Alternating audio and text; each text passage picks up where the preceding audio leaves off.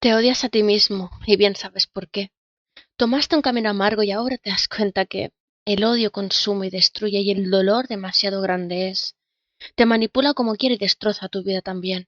Crees que es difícil regresar y solo te dejas llevar por la marea de la tribu y del qué dirán. Dejas escapar a alguien que te quiere, que sí, te ha fallado porque solo una humana es. Pero ese fallo fue miedo, no fue por herirte ni por placer. La luz de las velas te alumbra en un caminar. Por favor, toma ese camino y vuelve. Nos necesitamos sin más.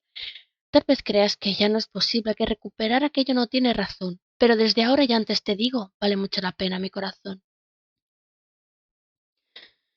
No te sientas así. Haz algo por evitarlo. Rompe tus cadenas y grita fuerte y alto. Nuestras almas se cruzaron por algo y aunque estés atado a creencias absolutas, favor date cuenta que eso solo te atrasa y nosotros no nos merecemos tanto daño.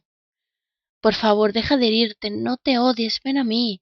Mi corazón también se rompe, se odia y se lastima. No quiere estar sin ti.